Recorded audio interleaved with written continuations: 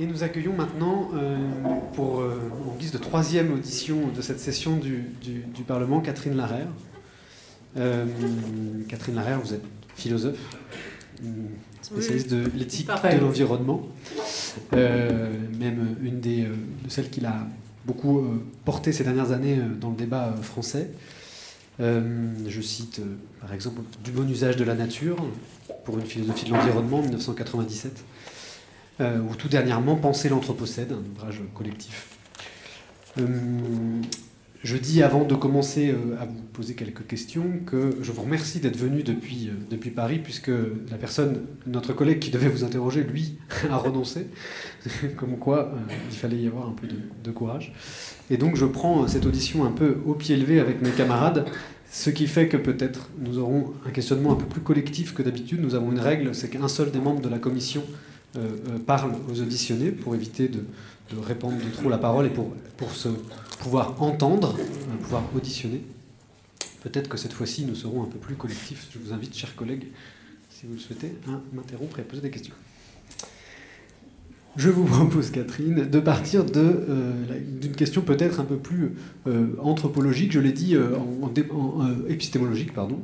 Je l'ai dit en démarrant l'audition avec messieurs Marguenot et Leroy, que nous étions dans une question juridique. Nous avons parlé vraiment à l'intérieur d'un cadre épistémologique de droit, et nous avons enchaîné par une audition beaucoup plus sur des questions de sciences naturelles. On a bien vu, je pense, des frontières se dégager là-dessus.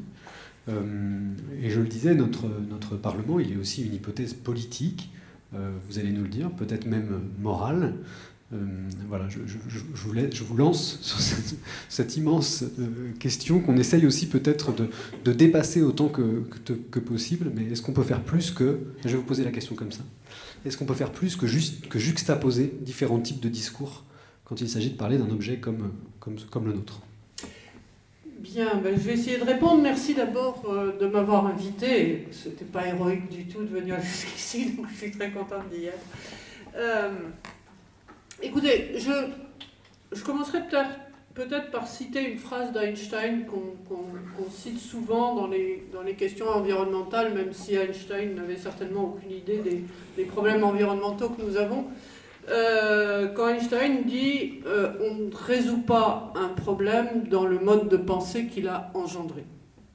Et donc si on pense que ce Parlement de Loire, cette initiative du Parlement de Loire est liée aux dégradations que nous infligeons à la Loire, aux poissons qui s'y trouvent, comme on vient de l'entendre, la question est: jusqu'à quel point devons-nous remettre en question nos modes de pensée à l'intérieur desquels ce type de problème a émergé pour essayer d'y apporter une solution. Alors je crois qu'avec l'intervention des deux juristes par laquelle on a commencé, on a bien vu comment le droit, issu des codes post-révolutionnaires, mais on trouverait des choses du même genre dans un autre droit occidental qui est la common law des pays anglophones.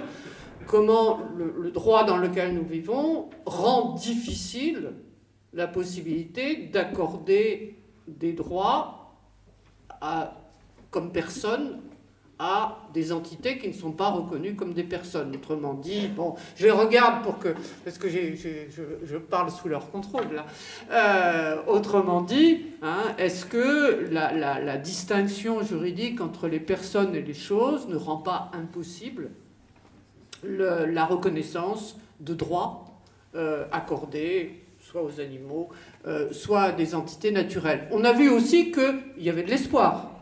Qu'on pouvait essayer de faire quelque chose.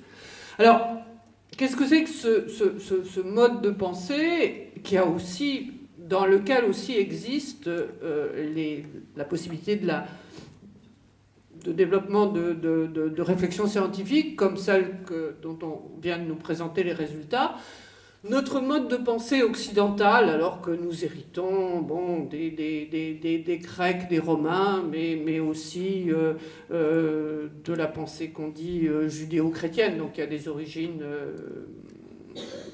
diverses, Et particulièrement depuis ce qu'on désigne comme l'époque moderne, c'est-à-dire depuis le fin 16e, 17e siècle, quand se met en place justement la pensée scientifique dont nous héritons et dont nous profitons, est un mode de pensée qui se sépare.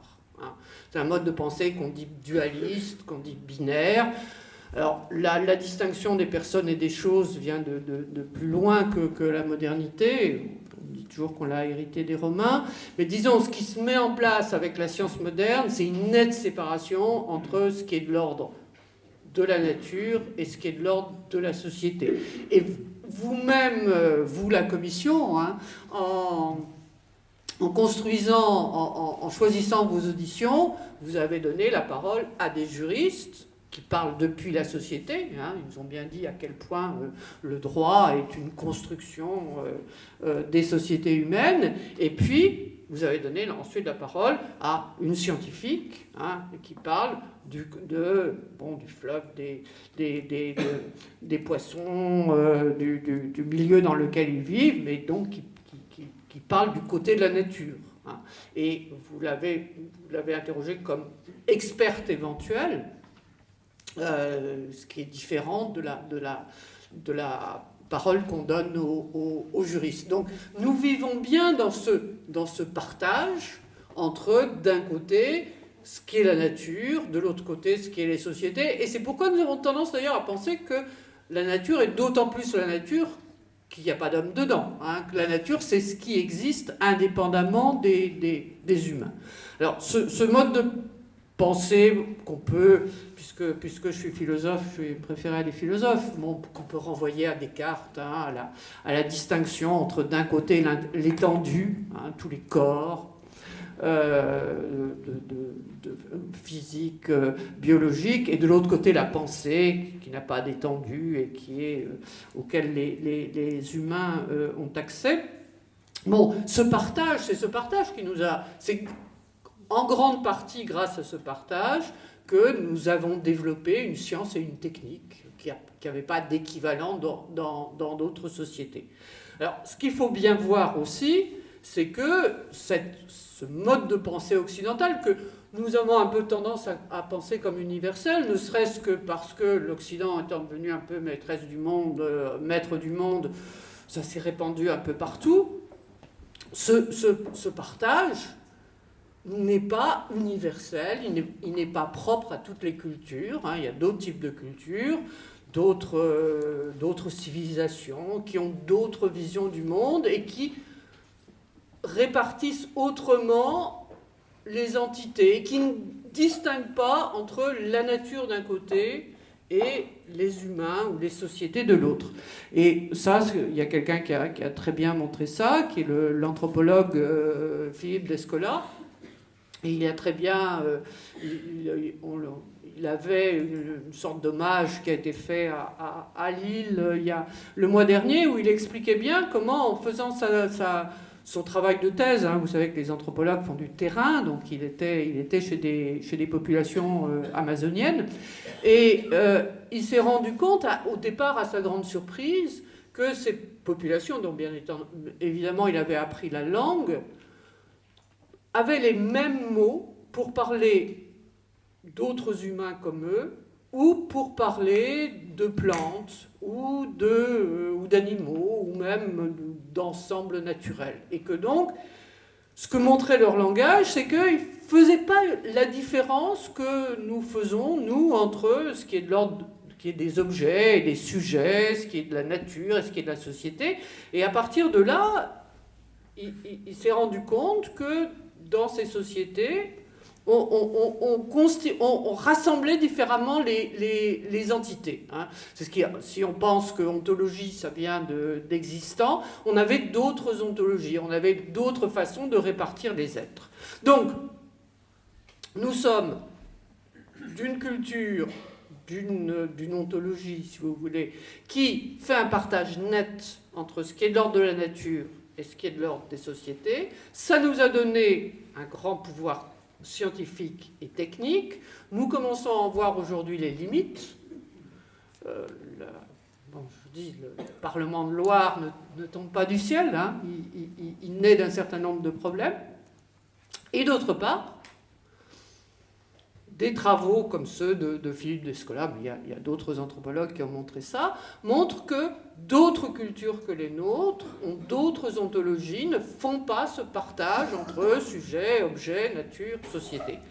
Alors, si on en vient au problème qui a été le sujet de la première audition, c'est-à-dire est-ce qu'on peut donner des droits à des entités animales ou à des végétaux, ou à des ensembles d'animaux et de végétaux, des écosystèmes. Est-ce qu'on y arrive ? Quand on dit ça, immédiatement arrive un certain nombre de références et qu'on a entendu ici, comme la plus connue, le Parlement de Nouvelle-Zélande qui a reconnu les droits du fleuve Wanganui. Alors, ce qu'il faut bien voir, c'est que le fleuve Wanganui donne son nom, ou tire son nom d'eux, mais peut-être qu'on y reviendra là-dessus, à une population, à une ethnie maori. Vous savez que la Nouvelle-Zélande a été colonisée très tardivement, à la fin du XIXe siècle, par les Anglais, et qu'il y avait des populations préexistantes, les Maoris, et qui s'en sont mieux tirés en Nouvelle-Zélande que les populations comparables australiennes. Donc les Maoris ont réussi à survivre, à garder leur façon de faire, et la reconnaissance du fleuve Wanganui comme une personnalité juridique, c'est l'aboutissement d'une longue lutte des populations maoris et de cette population précise qui a le même nom que son fleuve. Elle donne son nom au fleuve, le fleuve lui donne son nom. Donc ça se trouve dans une culture très différente de la nôtre. Si on prend les références qu'on donne aussi souvent, la Constitution équatorienne, Pachamama, là aussi, ça renvoie à des populations précolombiennes, et des modes d'être, des façons de reconnaître qui est une entité, quel type d'entité, différente des nôtres. D'où, parce que là, vous avez eu deux juristes favorables à l'attribution de la personnalité juridique à des non-humains, mais les juristes qui sont hostiles à ça diront oui, bien sûr, tout ça. Alors, ils vous diront pas ça se fait chez les sauvages, on ne dit plus comme ça, mais ils vous diront ça se fait dans des civilisations, des cultures qui ont des visions différentes. D'où la question est, si nous pensons que finalement ce qui s'est fait en Nouvelle-Zélande c'est plutôt une bonne chose, comment pouvons-nous y arriver alors que nous avons les modes de pensée dont parlait Einstein, alors que nous avons quelque chose qui est très, très, très profond, je veux dire, qui organise notre façon de penser, qui ne se prête pas à ça. On peut dire que le problème est là. Un des problèmes. Oui, tout à fait. Je crois qu'on en était... Merci. Mais notre question, c'est bien justement comment on construit ce dispositif-là dans un cadre naturaliste. C'est-à-dire comment, à l'intérieur de ce cadre-là, on peut quand même proposer quelque chose qui serait un parlement interspécifique et qui nous permettrait de donner des droits positifs à une entité naturelle. Et la question que j'ai envie de vous poser, ou peut-être l'optique que j'ai envie de vous proposer pour ces quelques dizaines de minutes qui nous restent ensemble, c'est ok, mettez-vous avec nous, mettons-nous ensemble. J'y suis. Comment, à quelles conditions, on va dire, disons-le comme ça, une belle amorce de questions de philosophe, à quelles conditions pouvons-nous imaginer qu'on pourrait faire dans ce cadre, dans cette ontologie telle qu'elle est aujourd'hui, un parlement des choses, un parlement spécifique de loi. Pour répondre sur Parlement des choses et sur Parlement, je voudrais peut-être revenir sur ce qui est pour moi une ambiguïté du titre que vous donnez à votre entreprise, avec laquelle j'ai toute sympathie, bien évidemment, qui est le terme de Parlement. Parce qu'il me semble que ça réunit deux choses différentes. Alors bon, on pourrait jouer sur le mot Parlement, mais disons que le Parlement, c'est une assemblée politique représentative. Hein, on peut s'entendre là-dessus. Non, parce qu'on pourrait revenir au Parlement d'Ancien Régime et dire que c'était les tribunaux. Hein. Mais on va admettre que le Parlement, il n'en a été fait référence que de ce point de vue-là, c'est une assemblée politique représentative. Or, pour moi, c'est pas du tout la même chose que de reconnaître des droits juridiques à des entités, d'une part, ce dont on vous a parlé excellemment dans la première partie, hein, à quelles conditions est-ce que des animaux, un fleuve, des arbres, hein, il y a eu des tentatives de donner des droits à des arbres, ou un ensemble, la forêt amazonienne, peut avoir un droit, ça c'est une chose. Et après avoir écouté les deux premiers orateurs, enfin c'est pas des orateurs d'ailleurs, c'est des gens qu'on questionne, les deux premiers auditionnés, on peut se dire que même à l'intérieur du droit français, hein, on peut y arriver. On peut y arriver, on peut soit faire basculer des éléments qui se trouvaient du côté des choses, du côté des personnes, hein, sans que ça remette en cause tout l'édifice juridique. Donc ça paraît possible, même si, je répète, je connais d'autres juristes qui sont très très opposés, donc ça ne va pas aller de soi, hein, mais ça paraît possible. Il me semble que... Alors, pourquoi ? Parce que donner des droits, reconnaître des droits à des êtres ou à des entités, ça veut dire, ça a bien été dit, hein, quelqu'un qui a un droit, c'est quelqu'un qui peut être reconnu comme une personne juridique, c'est quelqu'un qui a un intérêt, donc à qui on peut faire un tort. Hein.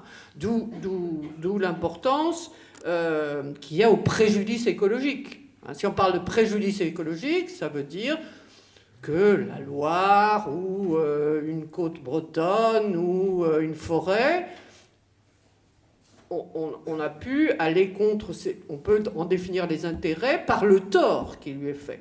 Donc, ce qui est de l'ordre du juridique opère au cas par cas pour répondre à un dommage. Le Parlement, l'existence d'un Parlement, c'est quelque chose de tout à fait différent. Un Parlement réuni à une assemblée représentative, une chambre des députés ou ce que vous voulez, réunit des représentants qui vont décider de l'intérêt général et présenter cet intérêt général. Donc, il me semble que c'est deux choses très différentes que de reconnaître des droits à des entités. Alors, je vais rester dans le non humain. Je suis d'accord avec la Catherine d'avant, hein, qui disait « j'aime pas beaucoup le non humain ». Moi non plus, et vous non plus. Moi non plus. Hein, mais c'est tellement employé qu'on finit. Mais là, ça peut aller. Hein. On va reconnaître le droit à des entités non humaines pour, au cas où ils seraient lésés, pouvoir leur attribuer, soit leur attribuer des dommages à intérêts, soit condamner ceux qui leur ont fait du tort. Et que, d'autre part, un Parlement, organisme politique, va inclure, va rajouter des représentants des entités non humaines pour que, collectivement, on décide d'une politique commune. Ça me paraît deux choses très très différentes. Et c'est pour ça, moi, j'étais extrêmement intéressée par ce qui vient d'être lu. Hein. Toutes les allusions qui ont été faites au Parlement de Loire n'étaient pas du tout sur le terrain des droits. C'était entièrement sur le terrain politique. Et à ce moment-là, ce qui était en cause, beaucoup, il me semble que c'était deux choses. C'était d'une part, quel type d'institution, hein, est-ce qu'il faut... Nous autres Français centralisateurs, est-ce qu'il faut une institution centralisée ? Ce qu'on vous disait dans les textes qui ont été lus, c'est au contraire. Il faut une multitude de petites associations. Donc, il y a un problème. Vous voyez que ça n'a rien à voir avec ce que vous avez entendu en premier temps. Hein. C'est un problème politique. Suivant quelle forme politique est-ce qu'on élabore ça ? Et la deuxième chose, c'est qui peut se proclamer peuple de Loire ? Et je crois, bon, pour avoir un peu regardé ce qui s'était dit dans la séance précédente, quand Bruno Latour disait « Est-ce qu'il y a un peuple de Loire ? Est-ce qu'il existe ?» Ben, je crois que c'était une bonne question. Hein, ne serait-ce que parce que la Loire, on lui a fait plus de mal que de bien. Je veux dire, c'est intéressant, regardez les Wanganui. Hein, ils ont le même nom. C'est-à-dire, c'est la même entité, finalement. Je ne connais pas de tribu humaine qui porte le nom de Loire. Hein. Donc, il y a, là aussi, moi je serais du côté de Bruno Latour quand il dit il faut retrouver ses attachements. Quels sont les attachements qui existent, s'il y en a, à la Loire? Et c'est une question très très différente de la question juridique pour moi. Oui, je crois qu'on vous suit là-dessus également, et elles sont différentes et peut-être même complémentaires, c'est-à-dire que je parle sous votre contrôle, mais on a tendance à penser que l'un irait avec l'autre, c'est-à-dire qu'on a à la fois besoin de l'outil juridique pour pouvoir... On a besoin de l'outil pour pouvoir enfoncer les clous, on a besoin du marteau, et la question que vous nous posez, c'est qui tient le marteau, c'est-à-dire c'est également évidemment la question politique qu'il y a avec. La question que j'aimerais pouvoir vous poser, c'est finalement, est-ce que cette question ne peut pas aussi l'aborder techniquement ? C'est un peu une des questions qu'on avait posées à Bruno Latour la première fois, à savoir, est-ce que finalement, c'est pas aussi des choses qu'on pourrait décréter collectivement, à travers un certain nombre de règles, pour construire ce Parlement interspécifique qui représenterait la communauté des vivants et des non-vivants qui agirait au nom de la Loire. C'est-à-dire, est-ce que cette question-là, on ne peut pas l'aborder également comme une question politique à résoudre ? Mais le problème, vous venez de le dire dans le mot de construire. Hein, parce que, bon, ce qu'on appelle le constructivisme, l'idée que tout est construit, il n'y a pas d'idée plus contre la nature que ça. C'est-à-dire quand on redonne, quand on a pris conscience, hein, vous avez dit que j'avais introduit l'éthique environnementale, etc., à contribuer à introduire l'éthique environnementale, etc., c'était justement prendre conscience que nous vivions de plus en plus dans un monde entièrement humain, où, moi je peux vous dire, au début, hein, quand j'ai commencé à faire des conférences que j'avais fait avec mon mari du bon usage de la nature, et qu'on a commencé à faire des conférences, je faisais des conférences, je parlais de la nature, bon, et il y avait toujours quelqu'un qui levait la main dans la salle et qui disait « Mais enfin, madame, vous savez bien que la nature n'existe pas ». Donc, on vivait là-dedans, hein, dans l'idée que la nature, c'est une construction sociale, ça n'a pas d'existence. Or, je crois que parler de Parlement de Loire, c'est, d'une certaine façon, remettre ça en cause. Donc, c'est reconnaître qu'il n'y a pas que des humains sur Terre, il n'y a pas que des constructions humaines sur Terre. Alors, on sait bien qu'on en a besoin, que ça ne se fera pas tout seul, mais pour vous dire, oui, bien sûr, il y a de la technique. Hein, je pourrais vous dire, par exemple, un des gros problèmes, pour parler par rapport au Parlement des choses de Bruno Latour dans Politique de la nature, de la chambre supplémentaire, un des problèmes techniques, justement, de droit, je ne suis pas juriste, hein, mais de droit constitutionnel, c'est que le nombre des députés est fixé. Hein. Et donc, comment vous allez fixer le nombre des représentants que vous avez dans un Parlement. Alors, qu'on puisse décider de plus ou moins, vous savez comme moi qu'il y a des révisions constitutionnelles dans l'air où on diminuerait le nombre des représentants, ça c'est sûr. Hein. Mais quand est-ce que vous allez dire, si vous faites venir des entités nouvelles, vous allez dire, bon ben on arrête là, ça y est, on les a tous.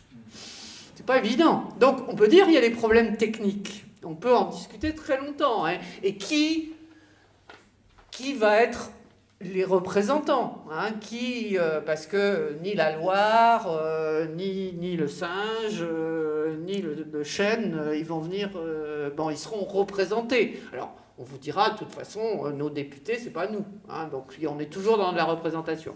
Mais comment on va aller... Donc, il y a quantité de problèmes techniques, mais certes, et ce que je voulais dire, c'est que peut-être qu'il faut remettre en cause cette idée qu'on peut construire ce qu'on veut. Il y a quand même des reconnaissances préalables. Et la reconnaissance préalable, c'est que je vais continuer à dire les non-humains, existent à part entière. Pascal m'invitait à vous adresser. Et je voudrais aussi, comme ça, tout le monde l'entend, dire à un état où on est dans la commission. Je vous décris le modèle. Et ensuite, vous en faites ce que vous voulez. La critique, les choses. Et on est loin donc de la personnalité morale. On est sur l'Assemblée. Là. On reconnaît aujourd'hui que cette Assemblée représentative, telle qu'elle est née au 18e, l'Assemblée du peuple, n'est pas suffisante et qu'elle n'intègre pas un assez grand nombre de vivants. La question devient effectivement très vite de comment est-ce qu'on les intègre. Alors le modèle qu'on avait, et là je parle dans la commission, ça bouge encore, tout le monde en discute et on n'est pas d'accord et c'est très bien comme ça. C'est, on va dire, que dans une assemblée interspécifique, ce qui importe, c'est de symboliser ou de montrer le conflit qu'on a à traiter, qui est un conflit entre un mode de vie humain et un mode de vie, ce qu'on a appelé non humain, ou hors ou au-delà de l'humain. Donc ça, on dit que ça, c'est la ligne de fracture que doit montrer la construction politique à venir qu'on doit inventer. Deux, que cet marquage de séparation, qui est en fait marquer la séparation moderne, c'est pas la renforcer, ça c'était une des positions en tout cas, c'est permettre que dans le Parlement, ça discute. Viendra ensuite la question de qui représente, hein, tout ça reste... Mais en tout cas, voilà, il y a premièrement, c'est marquer dans le Parlement, faire entrer dans le Parlement la ligne de fracture. Il y aura d'un côté, de ce côté-là, des gens qui, empathiquement, vont représenter des non-humains, et d'autres qui, empathiquement, ou plus exactement, anthropocentriquement, vont représenter des intérêts humains, ou pas. Parce que tout ça peut bouger, on sait qu'il y a du côté de l'écologie politique, justement, des gens. Donc il y a toutes les alliances possibles. L'autre point, et j'en finis, pour ne pas prendre trop de temps, c'est...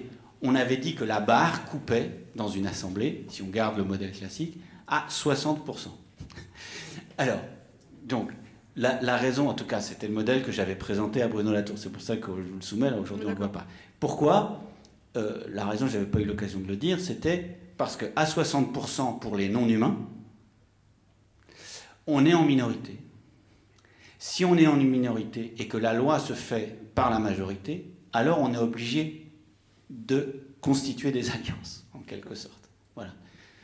C'était un des modèles. Voilà, je vous laisse là. Je précise que c'est pas un représentant par espèce. Oh oui. Et l'autre chose, c'est que du côté des non-humains, en discutant, il était évident qu'on n'allait pas partitionner encore plus le monde tel qu'on l'a déjà découpé. Et donc, il ne s'agissait pas d'avoir une voix pour telle espèce de poisson, une voix pour telle autre, mais que c'était en quelque sorte des tirés au sort indistinctement, c'est-à-dire sur le mode du tirage au sort, des mandataires humains qui nourris d'un procès à charge à décharge en disant telle décision va avoir tel impact, etc., prenaient finalement une décision dans l'intérêt de l'écosystème général non humain. Voilà, ça c'était l'ensemble d'un des modèles. Il y en a d'autres, mais en tout cas... Alors, je crois que la chose qui est importante, c'est la question du conflit. Le conflit fait partie de la démocratie. Les démocraties, c'est un moyen de résoudre des conflits. C'est pas de dire qu'on est tellement heureux d'être tous ensemble qu'on se retrouve ensemble encore plus souvent. Bon, il y a ça. Donc moi, ce que j'aime bien prendre comme exemple dans ce cas-là, c'est le loup. Alors, bon, le loup n'est pas encore arrivé à Tours ou à Blois, mais bon... Oui, il arrive. Non, mais il peut y avoir un loup. Ensuite, il y aura une meute. Donc, qu'est-ce que vous faites du loup ? Donc, il y a ça aussi. Hein. Et le loup, il ne sera jamais ami avec personne. Hein. C'est pas vraiment... hein, c'est une bête à discorde, le loup. Donc, je veux dire, admettre qu'on va élargir la représentation, c'est pas qu'on va élargir la représentation à ce qu'on aime bien. Hein. C'est aussi au loup ou à des choses de ce genre. Donc, la question, c'est effectivement celle du conflit. Moi, je dirais, si je peux revenir un tout petit peu en arrière, quand Michel Serres a publié le contrat naturel, hein, en 1990 à peu près, donc pas très longtemps, mais il y a longtemps dans tout ce qui a changé depuis. Je veux dire, tout le monde s'est moqué de lui quand il a publié le contrat naturel, et maintenant ça paraît aller un peu de soi. Il a en fait pris un exemple dans le travail scientifique pour montrer comment on sort de la distinction sujet-objet et de la subordination, de l'instrumentalisation de l'objet. Michel Serres, et Bruno Latour s'en est inspiré après, Michel Serres disait, mais regardez comment ça se passe, une expérience scientifique. Une expérience scientifique, elle fait témoigner l'objet en personne. Parce que si l'objet n'est que Prenez les choses les plus simples, hein, ce que fait Galilée quand il montre la chute des corps. Si on peut montrer que Galilée il a construit ça pour son plaisir propre, jamais ça ne s'imposera. Pour que l'expérience soit admise, il faut qu'elle soit reproductible, c'est-à-dire il faut que l'objet y existe en personne. Et donc, ce que disait Michel Serres, c'est que le travail scientifique, c'est une collectivité. Hein, les scientifiques, c'est une collectivité, ils travaillent ensemble. La personne avant moi vous l'a bien montré.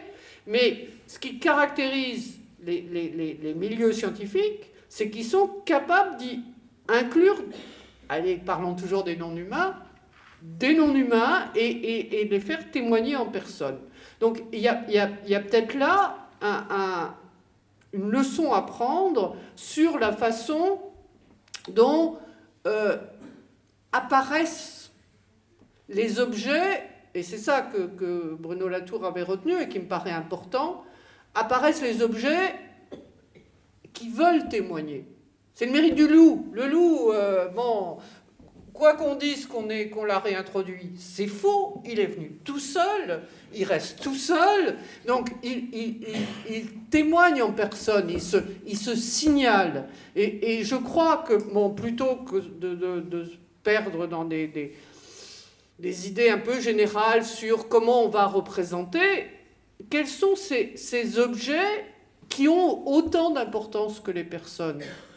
Alors, ça peut être je prends l'exemple du loup, parce le loup, il fait les gros titres des journaux. Mais on a vu dans des travaux de sociologues comme Michel Callon que des coquilles Saint-Jacques dans le fond de la baie de Saint-Malo ou par là pouvaient aussi arriver à avoir une existence. Et je crois qu'avant de se dire comment on représente, il y a des entités vivantes, ou vous direz quelqu'un comme Bruno Latour non vivant, et on retrouverait les robots, là on arrivera à trouver les robots, qui se manifestent comme existants par eux-mêmes. Et il me semble que c'est ça, qui, dans un parlement, dans une assemblée réunissant différentes entités, en font partie les entités qui se qualifient dans les rapports sociaux. Il me semble qu'il y a peut-être un mot qu'on n'a peut-être pas assez employé cet après-midi et ce soir, c'est la question de la relation. Qu'est-ce qui fait le représentant? C'est celui qui a une relation avec ce qu'il représente. On a publié il y a 2-3 ans la traduction de l'article d'un juriste américain, Christopher Stone, qui a été un des premiers à présenter l'idée de donner des droits, permettre aux arbres d'ester en justice, comme disait Jean-Pierre Marguenot. Et il a publié un article sur la possibilité que des arbres aillent plaider en justice, et ça a été pris dans un procès en appel devant la Cour suprême américaine, et les arbres n'ont pas vu leurs droits reconnus, mais il y a eu, comme il y a dans ce genre de tribunaux, une opinion minoritaire et d'un certain juge Douglas de la Cour suprême américaine, et qui a dit, mais comment on choisira les représentants? Et il a dit, c'est ceux qui ont des relations. Donc ça peut être, si on revient à la question que vous posiez à la personne qui m'a précédé, ça peut être des scientifiques, mais ça peut être aussi des pêcheurs. Hein. Ça ne sera pas des gens qui n'ont pas de relation du tout. Hein. C'est parce que c'est dans ces relations que ces arbres, poissons, fleuves, c'est ça les attachements, se mettent à exister. Le risque, disant ça, c'est qu'on ne bouge pas des structures institutionnelles, puisque finalement, on pourrait dire que dans l'espace social, entendu au sens large, il y a finalement des politiques qui sont élus dans un système social humain, et puis il y a des gens qui ont des relations avec beaucoup d'entités, et qui se manifestent, qui sont d'ailleurs souvent disqualifiés ou qualifiés de société civile, et on va avoir donc une manif de pêcheurs, on va avoir ceci, on va avoir cela. On pourrait dire que dans le jeu démocratique, ça fonctionne déjà comme ça. Donc, est-ce qu'il faut abandonner cette idée de faire des entrants, c'est-à-dire d'ouvrir autrement les parlements et laisser le champ de force se dérouler ainsi, ou est-ce qu'il faut trouver une manière quand même, et alors là on n'échappera pas à la question des mandataires ou des représentants, est-ce qu'il faut rentrer dans l'instance, est-ce qu'il faut rentrer dans le lieu? Sachant que par exemple, si j'avais moins juste pensé à ces choses, on pourrait dire que dans le monde il y a déjà des personnes qui s'appellent des entreprises, des collectivités territoriales, mais elles ne siègent pas à l'Assemblée. Elles sont pas en tant qu'elles n'ont pas des voix à l'Assemblée. Donc en fait, les personnes morales ne rentrent pas dans les assemblées. Oui, voilà. Les assemblées, mais si vous prenez le CESE, le Conseil économique, social et environnemental, il y a des représentants des syndicats et les syndicats patronaux aussi bien. Donc ça existe, ce type de représentation. Donc il y a quelque chose à faire de ce côté-là. Je crois qu'il y a aussi beaucoup un problème d'échelle. Parce que, bon, quand je disais, nous autres Français centralisateurs, on voit tout de suite, une troisième chambre, en plus le CESE. Ce type d'existence quasi institutionnelle d'entité naturelle, pour aller vite, ça se fait beaucoup à des niveaux plus locaux.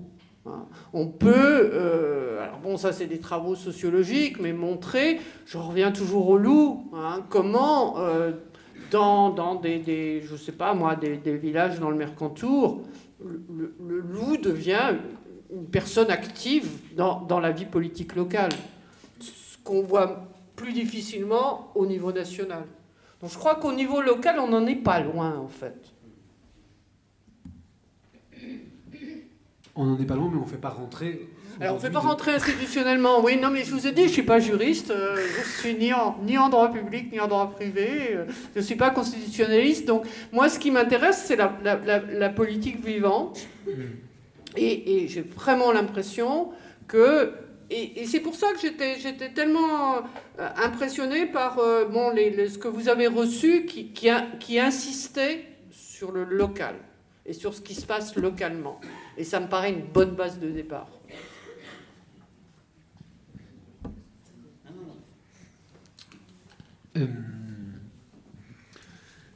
Si je vais essayer de faire un peu le même rôle que tu avais fait la dernière fois. Peut-être vous me dites si ça vous agace, mais de faire d'être un peu obtus sur notre proposition quand même. Et de dire quand même, du coup, qu'est-ce que ça voudrait dire si nos parlementaires, les gens qui siègent dans cette assemblée en tout cas, sont des êtres en relation avec l'ensemble des entités qui composent le système qu'on veut représenter, qui est la loi. Ça pourrait vouloir dire tout autant qu'ils ne sont pas alors tirés au sort peut-être, mais qu'ils sont convoqués au nom de la relation qu'ils ont avec ces différentes entités. C'est-à-dire que finalement, on pourrait tout autant y arriver.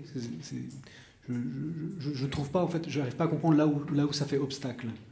Je trouve que finalement, on pourrait convoquer dans cette part des représentants non humains, ces pêcheurs, ces usagers, ces gens qui sont en relation, mais sauf qu'ils ne parlent pas en tant que pêcheurs, mais en tant qu'ils sont empathiques avec la lauze, l'anguille, les migrateurs et le lien au Bajau. Et qui vous allez faire venir pour le loup? Quelqu'un de particulièrement empathique avec les loups. Baptiste Morisot, lui, pour la négociation, pour la diplomatie. Donc ça passe pas par le Parlement. Non, mais si vous voulez, c'est là que je trouve qu'il y a la différence entre l'approche juridique, qui me paraît à peu près au point. Alors, bon, vous avez vu, j'ai pas une grande technicité, donc peut-être que je trouve un peu facile quand ça devient technique. Mais l'approche juridique, elle est au cas par cas, et elle intervient sur des litiges bien définis. Donc, de ce point de vue-là, ça ne me paraît pas soulever de problèmes énormes, même s'il y a des résistances très très fortes. Mais quand vous en venez à un Parlement, à une Assemblée, qui décide de la politique, alors en plus, si on se situe au niveau national, je reviendrai au niveau local après, mais si on se situe au niveau français, vous voyez ce que ça va donner comme réaction si on dit, pour décider de la politique nationale, ça peut être de la retraite, ça peut être de l'enseignement, on va avoir une assemblée où il y aura 60% de non-humains. Ça va pas passer. Ah non, ça nous aurait pas échappé. Mais quoique, d'ailleurs, peut-être... Donc il vous faut une sorte d'assemblée spéciale où on réglera les questions, disons, très entre guillemets, environnementales. Et moi, je ne suis pas d'accord avec ça, parce que moi, je pense que avec... vous avez fait référence aux actes de colloque que j'ai coédités sur l'Anthropocène. Vous savez, l'Anthropocène, c'est cette proposition qu'on fait de dire qu'il y a un nouvel âge géologique qui est marqué par le fait que le poids des humains, l'impact des humains est tel qu'il transforme profondément le système Terre. On vous l'a dit d'ailleurs en vous disant les cycles de l'azote, etc., sont extraordinairement modifiés par... Bon.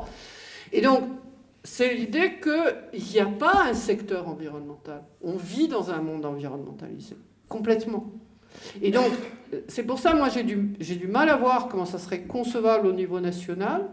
Ça me paraît beaucoup plus concevable à des niveaux locaux.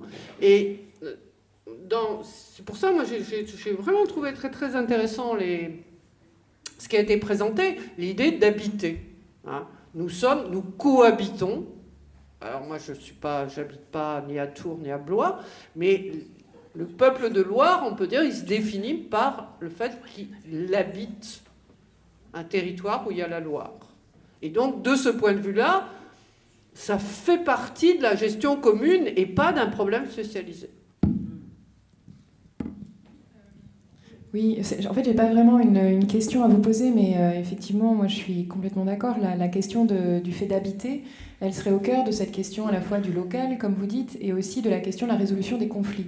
Et là, on parle en fait, non que ce soit un parlement, une assemblée, la forme juridique, j'en sais rien non plus, mais en tout cas, on parle de manière d'habiter, de cohabiter, ce qui est rapporté dans les contributions qui ont été lues.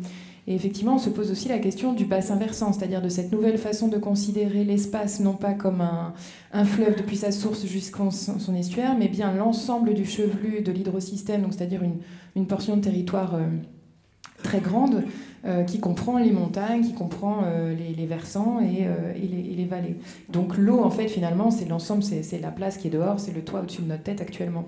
Et en plus, on est dans un système, l'hydrosystème nigérien, qui est extrêmement habité. C'est-à-dire qu'effectivement, on n'est pas dans un rapport peut-être peuple-fleuve qui serait dans où le peuple serait dépendant à ce point-là du fleuve et très peu nombreux, mais on est dans un espace extrêmement habité, extrêmement transformé. Et au détriment du fleuve. Oui, complètement. Parce que je pense que rendre de la place à la Loire, c'est la laisser réaccéder à une certaine sauvagerie voilà. qu'elle a largement perdue. Hein. C'est ce qu'on entendait ce matin avec Boris Jolivet, c'est-à-dire que finalement l'espace du Limineur, donc entre les digues, lui est très riche écologiquement, notamment par l'acoustique on se rend compte, alors que tout le reste est un désert chaque année de pire en pire. Et donc en tout cas j'en viens à mon questionnement, ou en tout cas à ce que je souhaitais dire sur la question des conflits. Si le Parlement, ou en tout cas l'Assemblée ou la forme de cette fiction qu'on essaye d'inventer est dans la résolution des conflits, Actuellement, les conflits, on entend ce qui a été lu des conflits État-local entre humains, c'est-à-dire des projets locaux, enfin des projets étatiques ou en tout cas des projets dits d'intérêt général portés localement et avec une résistance d'habitants locaux. Ça pourrait être aussi des conflits locaux, habitants-habitants. Et puis ça pourrait être des conflits espèce-espèce, humain-poisson ou poisson-Jussie, par exemple, ou autre chose. Et donc, c'est ces conflits-là, c'est ces trois types de conflits qui me semblent très intéressants dans le sens où actuellement, on arrive à penser que les conflits États locaux. Mais tous ces petits conflits, qui là notamment seraient des conflits interspécifiques, c'est ce qu'on rajouterait en quelque sorte dans notre Parlement, ou en tout cas dans ce que c'est, serait en fait cette nouvelle manière d'habiter, ou en tout cas serait peut-être la condition de ces nouvelles manières d'habiter. Et juste, je conclus, parce que tout à l'heure à midi, en discutant encore de l'audition qui allait venir avec Catherine Boineau, je discutais avec un batelier qui connaît très bien la Loire, qui me disait, mais les poissons migrateurs, par exemple, c'est un enjeu alimentaire. Avant, c'était une ressource alimentaire très importante, le saumon ou autre. Donc même quand on pense migration écologique, migration et circulation d'espèces écologiques, on peut aussi tout de suite aller chercher des questions de ressources, en fait, de partage des ressources, de partage de l'espace, de partage de temporalité, qu'est-ce qu'on garde, sur combien... Enfin, voilà. Bref, sur ces questions de conflit peut-être, en fait j'ai pas vraiment de questions, c'était pour amender cette idée de conflit que je trouve très intéressante que vous mettez sur la... En fait, quels sont d'abord les conflits qui émergeraient ou qui seraient les conditions d'une démocratie nouvelle, locale et notamment interspécifique? Ça pourrait être la Loire contre les habitants de l'Indre-et-Loire. Ou du Loir-et-Cher. Je veux dire, elle a des droits à faire valoir. Je voulais peut-être, pour aller dans le sens de ce que vous disiez, rappeler d'où vient, hein, là aussi, dans ce qui a été lu des contributions avant, hein, penser comme un bassin versant. Vous savez d'où ça vient. Si vous ne le savez pas, je vais le rappeler. Un des fondateurs de l'éthique environnementale américaine est un forestier qui s'appelle Aldo Leopold, qui vivait dans la première moitié du XXe siècle, qui est un forestier qui ensuite est devenu professeur de l'université, et il a laissé, juste avant sa mort, il a laissé un livre qui s'appelle Almanach d'un comté des sables, qui est un livre culte dans les milieux américains de la protection de la nature, où c'est une série de récits de Léopold dans la nature. Hein, Léopold se promenant à tel ou tel endroit, et ça se termine par la première formulation d'une éthique environnementale qui est une chose est juste, donc quelque chose est bien à faire quand ça contribue à préserver l'intégrité, la stabilité et la beauté de la communauté biotique. Donc c'est l'idée qu'est bon à ce qui contribue à l'ensemble, hein, la communauté biotique, la communauté que les humains forment avec le reste de leur lieu d'habitation. Et donc c'est une série, l'Almanach d'un comté des sables, c'est traduit en français, hein, je vous recommande de le lire. C'est des courtes histoires, et la plus connue s'appelle « Penser comme une montagne ». Hein, et de là... Ensuite, ça a été repris. Vinciane Desprez a écrit un livre qui s'appelle « Penser comme un loup ». Là, vous voyez, penser comme un bassin versant. Et c'est quoi l'idée de Léopold, enfin, ce que présente Léopold? Alors, Léopold est un environnementaliste, c'est un forestier, c'est un chasseur. Hein, c'est un chasseur qui tue. Bon. Et donc, il se présente en train de chasser. Et il est dans la montagne. Et il est avec des amis, et il voit passer une louve et ses petits. Il tire, la louve tombe, il descend la voir, il voit un petit mort, et puis, dans les yeux de la louve, dit-il, il voit une féroce lueur verte, l'œil de la louve mourante. Et de ça, il dit « Et je compris ce que la louve avait compris et ce que la montagne savait et que je ne savais pas. Et ce qu'il ne savait pas, c'est qu'il ne fallait pas tuer des loups, parce que, et là, il déroule une leçon d'écologie qui est, si on tue les loups, lui, il était à la recherche de cerfs, hein, ou de daims, enfin d'herbivores. Si on tue les loups, les daims vont proliférer, mais ils vont tellement proliférer qu'ils vont arracher tout ce qui pousse de verre, à tel point qu'ils vont dénuder le sol de la montagne, et qu'il y aura des reprises d'érosion, et que la terre va être enlevée, et que les daims, ils n'auront plus de quoi manger, donc ils périront aussi. Et que donc, ce que c'est la montagne, c'est l'équilibre des différentes populations. Donc, ce que c'est la montagne et le bassin versant et tout ça, c'est que nous devons avoir une pensée collective, hein, ne pas voir simplement notre intérêt à nous, mais voir comment, alors dans le conflit, hein, les loups c'est les prédateurs, et Léopold le chasseur c'est un prédateur dans son genre aussi, comment il peut y avoir une certaine coexistence dans ces conflits.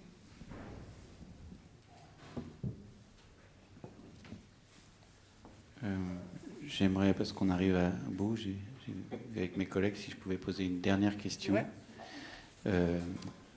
On a parlé de rester dans les interdépendances du local. Vous avez repris effectivement de très très belles phrases du communiqué de la lettre du village de Loire. Il me semble que, et je voudrais revenir à une question de philosophie politique. Au fond, il me semble quand même qu'il y a un enjeu sur la définition du souverain. C'est-à-dire, un souverain, dans nos systèmes politiques, c'est les États-nations, voilà. Et ça prend la forme d'une assemblée qui va représenter le souverain.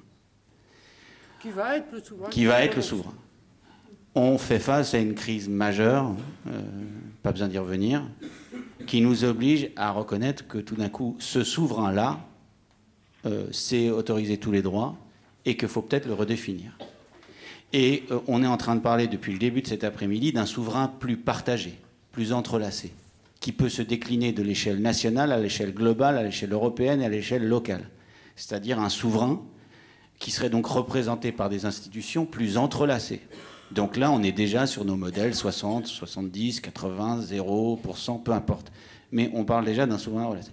Et la question d'ailleurs qu'on posait à Bruno Latour, c'est que le sujet d'inquiétude, ce qu'on appelle la limite planétaire, les ressources, quoi, qui fait qu'on sait qu'on est over the limit partout, laisserait penser que même le souverain, il n'est pas entrelacé. Il est imposé par la limite planétaire. Que, en fait, notre seul souverain et celui dont on doit appliquer la règle, c'est celui de la limite planétaire. C'est-à-dire on doit arrêter, en quelque sorte, la marge de manœuvre politique se réduit. Ma question, donc, et revient sur ces trois souverains. Est-ce qu'on arrive à faire une traduction institutionnelle à toutes les échelles du pouvoir de ça? Et est-ce que montrer un autre souverain à l'horizon, ce ne serait pas mettre des forces sociales locales en mouvement pour dire nous, c'est ce souverain-là que l'on veut? Et d'ailleurs, est-ce qu'on n'est pas déjà en train de le vivre lorsqu'on parle de... Voilà. Alors que je rappelle, toujours dans la même idée, hein, on ne résout pas un problème avec les modes de pensée qui l'ont engendré. Je ne sais pas si ce n'est pas de la notion même de souveraineté qu'il faut remettre en cause. Alors je rappellerai, puisque là c'est de la technique d'histoire de la philosophie politique et de l'histoire du droit, c'est que la notion de souveraineté, elle est finalement très récente. Hein. On la voit émerger dans un livre d'un philosophe français à la fin du XVIe siècle, Jean Bodin, dans les 6 livres de la République, où il va définir la souveraineté. Mais on dit toujours la pensée grecque, la démocratie, il n'y a pas l'équivalent de souverain. Hein. Donc c'est quelque chose qui va être ensuite élaboré au XVIIe siècle, à la fois dans la réflexion philosophique puis dans la réalité des pratiques. Le souverain, c'est celui qui décide en dernière instance. Hein. C'est celui donc qui décide en dernière instance et qui n'a personne au-dessus de lui. C'est-à-dire que dans le système politique dans lequel nous sommes encore, c'est les États qui sont souverains.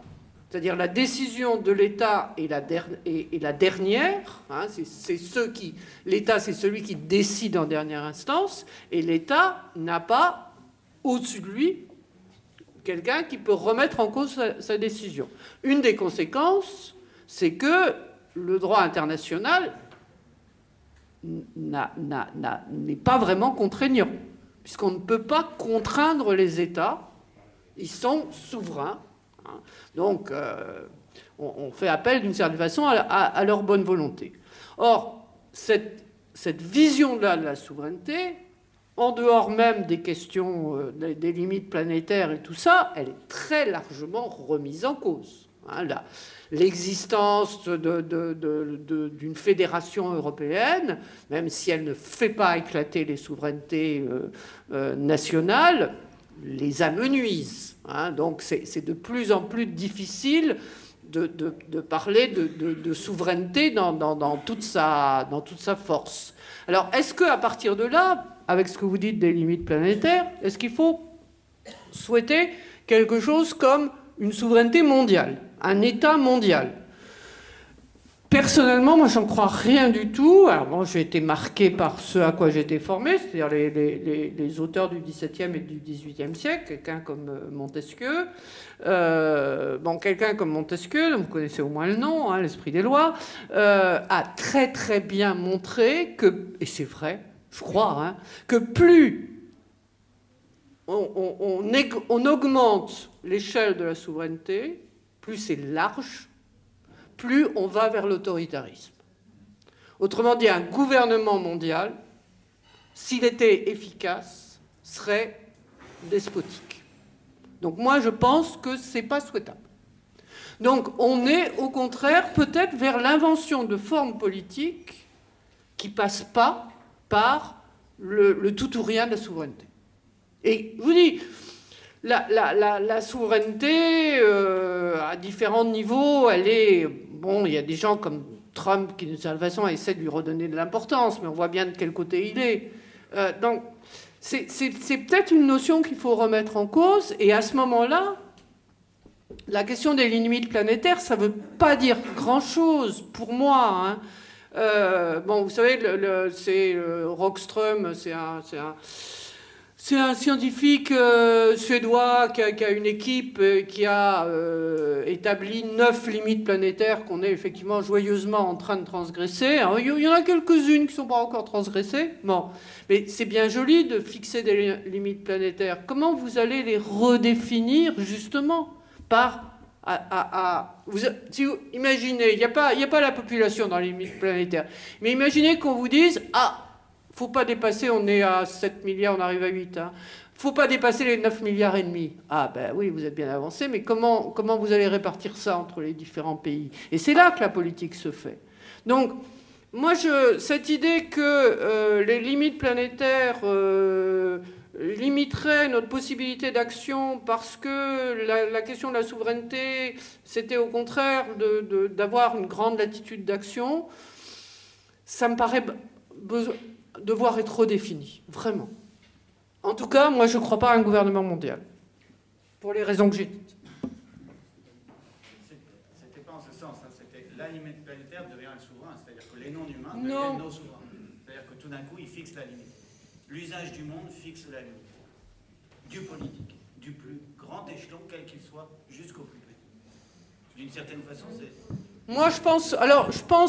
Bon, on va pas se mettre à parler de collapsologie et d'effondrement, parce que alors là, on est reparti pour toute la nuit. Hein.